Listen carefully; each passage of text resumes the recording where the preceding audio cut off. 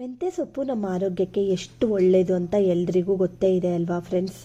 ಮೆಂತ್ಯ ಸೊಪ್ಪಿನಿಂದ ಮಾಡುವಂತಹ ಒಂದು ಬೆಸ್ಟ್ ಬ್ರೇಕ್ಫಾಸ್ಟನ್ನು ಇವತ್ತು ನಾನು ನಿಮ್ಮ ಜೊತೆಗೆ ಶೇರ್ ಮಾಡ್ತಾ ಇದ್ದೀನಿ. ಒಂದು ಅರ್ಧ ಗಂಟೆ ಮೊದಲು ನೋಡಿ ಮೆಂತ್ಯ ಸೊಪ್ಪನ್ನು ಚೆನ್ನಾಗಿ ತೊಳೆದುಬಿಟ್ಟು ಅದನ್ನು ಒಂದು ಕೌಂಟರ್ ಟಾಪ್ ಮೇಲೆ ಹರಿಗಿಟ್ಕೊಂಡಿದ್ದೆ. ಈ ರೀತಿ ಚಿಕ್ಕದಾಗಿ ಹೆಚ್ಚಿ ರೆಡಿ ಮಾಡ್ಕೊಂಡಿದ್ದೀನಿ. ಹಲೋ ಎವ್ರಿವಾನ್, ನಾನು ಸುಷ್ಮಾ. ವೆಜ್ ವಂಡರ್ಸ್ ಚಾನಲ್ಗೆ ಸ್ವಾಗತ ಸುಸ್ವಾಗತ.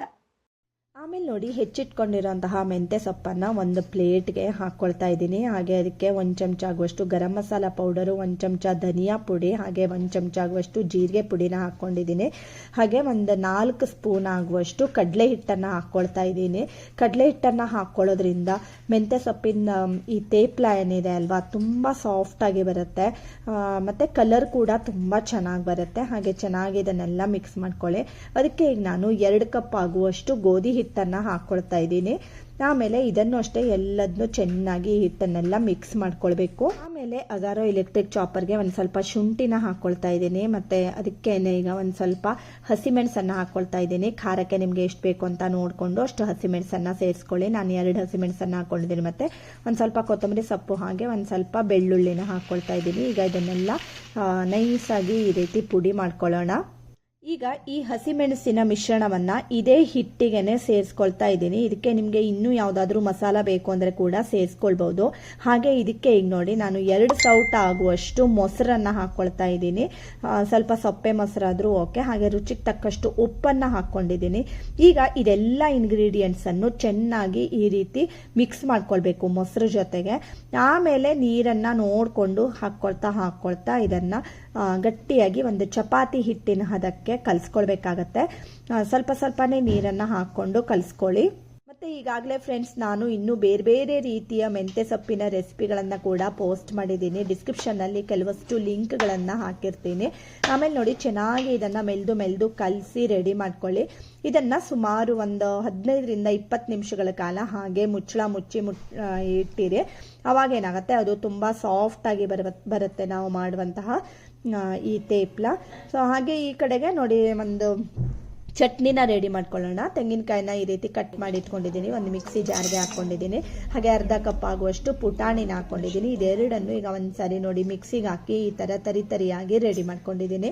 ಅದಕ್ಕೆ ಈಗ ಹಸಿಮೆಣಸನ್ನು ಹಾಕ್ಕೊಂಡಿದ್ದೀನಿ, ಬೆಳ್ಳುಳ್ಳಿನ ಹಾಕ್ಕೊಳ್ತಾ ಇದ್ದೀನಿ, ಮತ್ತು ಒಂದು ಸ್ವಲ್ಪ ಕೊತ್ತಂಬರಿ ಸೊಪ್ಪಿನ ದಂಟನ್ನು ಹಾಕ್ಕೊಳ್ತಾ ಇದ್ದೀನಿ. ಮತ್ತು ರುಚಿಗೆ ತಕ್ಕಷ್ಟು ಉಪ್ಪು ಮತ್ತು ಅರ್ಧ ಕಪ್ ನೀರನ್ನು ಹಾಕಿಬಿಟ್ಟು ಇದನ್ನು ಕೂಡ ಈಗ ರುಬ್ಕೊಂಡು ಬಂದಿದ್ದೀನಿ. ನೋಡಿ ಒಂದು ಬೆಸ್ಟ್ ದಿಢೀರಾಗಿ ಒಂದು ಚಟ್ನಿ ಕೂಡ ರೆಡಿ ಆಯಿತು. ಈ ತೇಪ್ಲಕ್ಕೆ ಇದು ತುಂಬ ಚೆನ್ನಾಗಾಗುತ್ತೆ. ಈ ಚಟ್ನಿ ಖಂಡಿತ ನೀವು ಒಮ್ಮೆ ಈ ರೀತಿ ಚಟ್ನಿನ ಮಾಡಿ ನೋಡಿ. ಇದಕ್ಕೆ ಬೇಕಿದ್ರೆ ನೀವು ಮೇಲಿಂದ ಒಂದು ಒಗ್ಗರಣೆ ಕೂಡ ಕೊಡ್ಬೋದು, ಇಲ್ಲಾಂದರೆ ಹಾಗೆ ಇಷ್ಟೇ ಬೇಕಾದ್ರೂ ಸಾಕಾಗತ್ತೆ.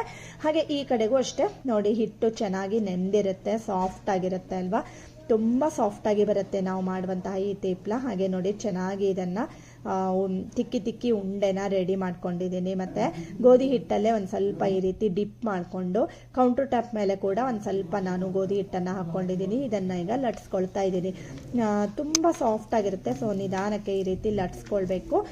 ನಾವು ಮಾಮೂಲಾಗಿ ರೋಟಿ ಪರಾಟ ಎಲ್ಲ ಮಾಡ್ತೀವಿ ಅಲ್ವಾ, ಅದೇ ಹದಕ್ಕೆ ಇದನ್ನು ಲಟ್ಸ್ಕೊಳ್ಬೇಕು. ತುಂಬ ತೆಳುನೂ ಬೇಡ, ತುಂಬ ದಪ್ಪನೂ ಬೇಡ, ಆ ಥರ ಹದಕ್ಕೆ ಇದನ್ನು ಲಟ್ಸ್ಕೊಳ್ಳಿ. ಮತ್ತು ಯಾವ ಸೈಜಲ್ಲಿ ನಿಮಗೆ ಬೇಕು ಅಂತ ನೋಡಿಕೊಂಡು ಆ ಸೈಜ್ಗೆ ಈ ರೋಟಿ ಥರ ಲಟ್ಸ್ಕೊಳ್ಬೇಕು.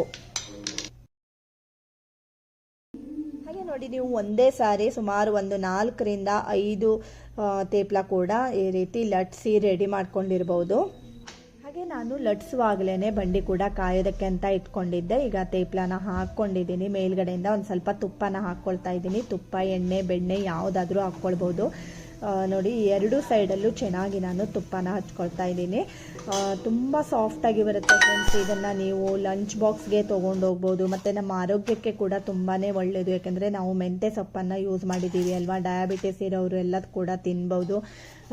ಟೇಸ್ಟು ತುಂಬಾ ಚೆನ್ನಾಗಿರುತ್ತೆ. ನೋಡ್ತಾ ಇದ್ದೀರಿ ಅಲ್ವಾ ಎಷ್ಟು ಸಾಫ್ಟಾಗಿ ಬಂದಿದೆ. ಹಾಗೆ ಒಂದು ಸರ್ವಿಂಗ್ ಪ್ಲೇಟ್ಗೆ ಇದನ್ನು ತೆಗೆದಿಡ್ತಾ ಇದ್ದೀನಿ. ಒಂದೇ ಸಾರಿ ನೀವು ಎಲ್ಲ ಒಂದಿಷ್ಟು ತೇಪ್ಲಗಳನ್ನು ಮಾಡಿ ಅಥವಾ ತಾಳಿಪಿಟ್ಟನ್ನು ಮಾಡಿಬಿಟ್ಟು ನೀವು ಇದನ್ನು ಹಾಟ್ ಬಾಕ್ಸಲ್ಲಿ ಕೂಡ ಹಾಕಿಟ್ಕೊಳ್ಬೋದು. ನೋಡಿ ಎಷ್ಟು ಸಾಫ್ಟಾಗಿದೆ ಅಂತ ನೋಡಿದ್ರಿ ಅಲ್ವಾ. ಹಾಗೆ ಕಟ್ ಮಾಡಿ ಕೂಡ ತೋರಿಸ್ತಾ ಇದ್ದೀನಿ ನೋಡಿ. ನಿಮಗೆ ನೋಡಿದ್ರೇ ಒಂದು ಐಡಿಯಾ ಬರುತ್ತೆ ಎಷ್ಟು ಸಾಫ್ಟಾಗಿದೆ ಇದು ಹೇಳ್ಕೊಂಡು. ಹಾಗೆ ಇದು ಚಟ್ನಿ ಜೊತೆ ತಿನ್ನೋದಕ್ಕೆ ತುಂಬಾ ಚೆನ್ನಾಗಿರುತ್ತೆ ಫ್ರೆಂಡ್ಸ್. ಖಂಡಿತ ನೀವು ಒಮ್ಮೆ ಈ ರೀತಿಯಲ್ಲಿ ಮೆಂತ್ಯ ಸೊಪ್ಪಿನ ತೇಪ್ಲ ಅಥವಾ ಮೆಂತ್ಯ ಸೊಪ್ಪಿನ ತಾಳಿಪಿಟ್ಟನ್ನು ಮಾಡಿ ನೋಡಿ, ತುಂಬ ಚೆನ್ನಾಗಿರುತ್ತೆ. ಹಾಗೆ ಇವತ್ತಿನ ವಿಡಿಯೋ ಇಷ್ಟ ಆದರೆ ಗೊತ್ತೇ ಇದೆ ಅಲ್ವಾ, ಲೈಕ್ ಮಾಡಿ, ಶೇರ್ ಮಾಡಿ ಮತ್ತು ಸಬ್ಸ್ಕ್ರೈಬ್ ಮಾಡಿ. Thank you for watching.